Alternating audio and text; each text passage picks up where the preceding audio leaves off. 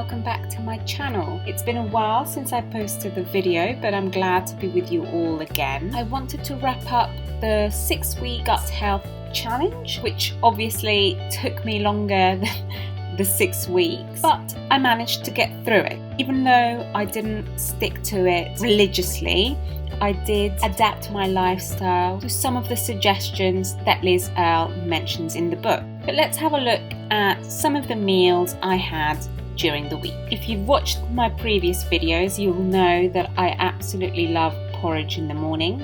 I had various fruits as a snack, making sure I always kept the skin on, as this adds extra fibre. My boyfriend actually ended up making this dish, tomato sauce, with some leftover veggies that I found in the fridge, with some chicken and some rice. My dad went fishing and he brought back some fish, which was amazing. Had that with some dark leafy greens. These actually were just foraged from our garden, so they're dandelion leaves and rocket. So it's getting a lot warmer here in England, so obviously this means it's strawberry season. So I managed to pick quite a few strawberries from our garden and they were absolutely delicious. I added these in my smoothies, on my porridge bowl, ate them as just a snack. You really can do plenty with strawberries. I then made this greens pasta I found on Instagram actually. It had spinach, some dandelion leaves, and made it into a pesto sauce and baked that in the oven. My mum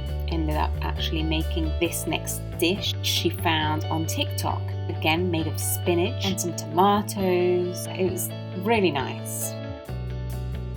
I also made some more of my beauty bombs, as Liz likes to call them. These ones were made of ginger and cocoa powder. I know I mentioned that I didn't make a lot of the recipes in the book, but this was actually one of the recipes that Liz Earle suggested. It was a salmon chowder. In between meals, I tried to drink my warm lemon with apple cider vinegar, again with the straw to protect my teeth.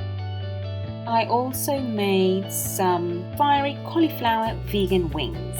They were really nice as well. I added chives from the garden, and I think I had these with some chicken, I think, on the side. But another thing I made from a recipe I found online were these absolutely delicious pumpkin cookies. You must try them. I'll try and link the recipe down below, but so nutritious and really lovely as just a snack. As mentioned in the past, when I'm not having porridge, I end up having my smoothie. I add half a banana, a few of the berries. At the moment I've been adding the strawberries as mentioned, mushroom powder, as well as some collagen powder, and add some bee pollen. Another breakfast recipe I tried out, this was actually for a competition on Instagram where I had to make a matcha smoothie bowl. For our anniversary, Jacob and I went to Bournemouth to celebrate. We stayed at the Orchid Hotel, which was really nice.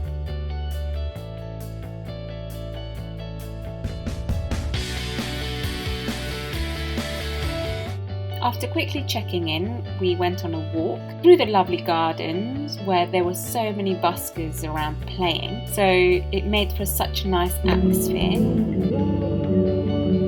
Again, the weather was just stunning, so it was a really enjoyable day. We walked past the small botanical garden and spotted, I don't know if you can see, the tiny little waterfall as well. It was so cute. We then walked down to the beach where there was just so many people sunbathing because the water was actually still very cold, so I don't think many people braved to go in. We obviously didn't. We also really enjoyed walking down these really nicely colour graded beach huts that gave me Wes Anderson vibes. For Jacob's 30th birthday, my mum gave him a voucher to La Brasserie Blanche, so we decided to use it as our anniversary meal on this strip. So whilst we waited for our reservation, we popped in to this beach club bar. I had a pina colada, Jacob had a beer, and it was just so nice to just enjoy the music. The walk to the restaurant was again really lovely. It's always nice to appreciate a sandy beach in England. Just obviously gutted that we couldn't go in the water. Brasserie Blanc was delicious. I loved how everything was styled inside. We were the only ones having dinner, so it was nice to not have anyone around. It made it for a more special, intimate moment. And the food was also really nicely appreciated. I had a beetroot tartare, which I think was the highlight of the night because that's the one dish I remember most. In the morning, I wanted to also point out that this cafe was delicious. Like, honestly, the bowl that I had for breakfast was probably one of the best ones I've had ever at a cafe. And a nice little addition to this cafe were the freebies that they were having and that I was the only one to spot. I took home a little Lush sample. Finally, I wanted to share a recent giveaway that I won. I was the only person to enter this giveaway on Instagram, so I luckily won 2 tickets to this holistic wellness festival, and I took my brother and we both had such a great time. I wanted to add this into this video because it's relating to my gut health journey. They actually ended up having a few talks on gut health with some really special guests, and I managed to learn a few things from those too.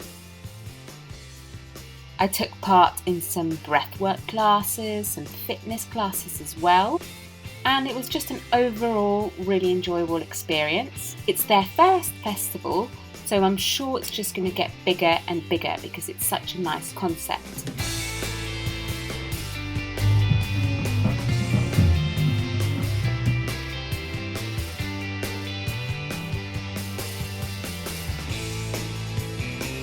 I also took home some lovely freebies and overall had such a great time.